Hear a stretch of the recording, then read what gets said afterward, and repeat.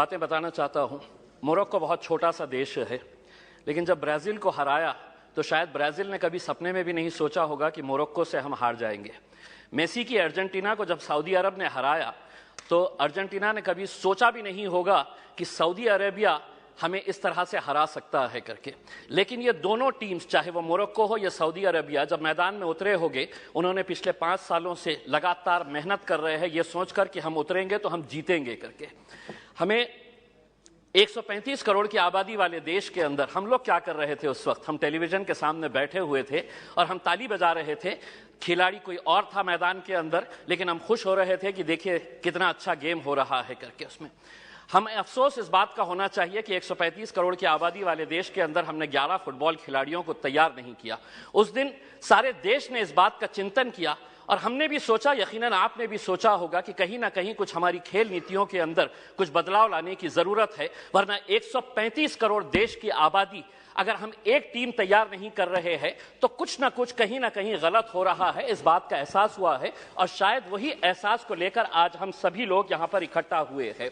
मंत्री जी, मैं आपसे पूछना चाहता हूं, यूएस और चाइना ऐसा क्या कर रहा है कि उनके खिलाड़ी मैदान के अंदर उतरते हैं? कोई भी इंटरनेशनल इवेंट जब ऑर्गेनाइज होता है तो उनके खिलाड़ी गोल्ड ऐसे ही हंसते हंसते लेकर चले जाते हैं। हम एक गोल्ड अगर लेके आ जाते हैं तो पूरा देश सेलिब्रेट करता है, बल्कि प्राइम मिनिस्टर ले लीजिएगा, पूरे मिनिस्टर्स ले लीजिएगा, पूरे चीफ मिनिस्टर्स उसका जश्न मनाते हैं, जबकि हमारे पास पोटेंशियल इससे ज्यादा है।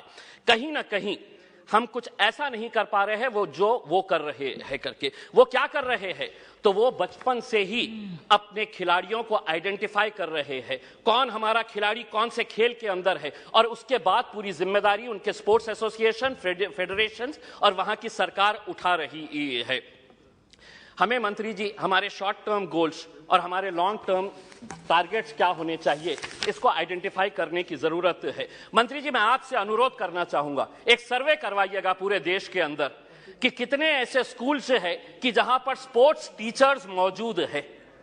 पूरे देश के अंदर, चाहे वो प्राइवेट स्कूल्स हो या गवर्नमेंट स्कूल्स है, स्पोर्ट्स टीचर्स कितने स्कूल्स के अंदर है। एक सर्वे करवाइएगा कि कितने स्कूल्स के अंदर प्लेग्राउंड्स मौजूद है। एक सर्वे करवाइएगा कि अगर ग्राउंड मौजूद है तो स्कूल के अंदर क्या एक फुटबॉल है, एक क्रिकेट का किट है, एक रेसलिंग का मैट है, क्या वहां पर बास्केटबॉल के लिए कोई सुविधा है। एक सर्वे करवा लीजिएगा पूरे देश के प्राइवेट, और तब आपको पता चलेगा कि हम लोग अगर खेलों के अंदर पीछे है तो इसकी वजह क्या है।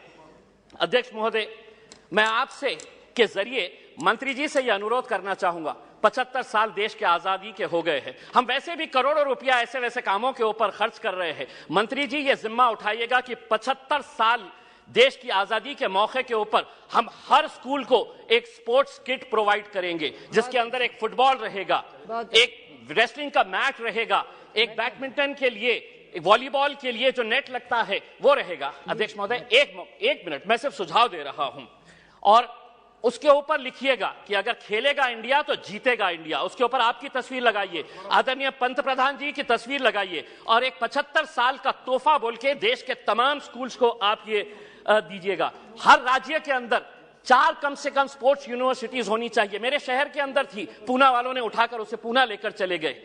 हम जमीन ढूंढते रह गए और उन्होंने कहा कि नहीं, हम पूना लेकर चले जाएंगे। 4 स्पोर्ट्स यूनिवर्सिटी, जिसका फोकस एरिया यही होना चाहिए, sports education, sports management, sports science, sports research और स्पोर्ट्स न्यूट्रिशन। मैं मंत्री जी आपको बताना चाहता हूं, औरंगाबाद के अंदर एक स्पोर्ट्स अथॉरिटी ऑफ इंडिया का साई का एक्सीलेंसी सेंटर है।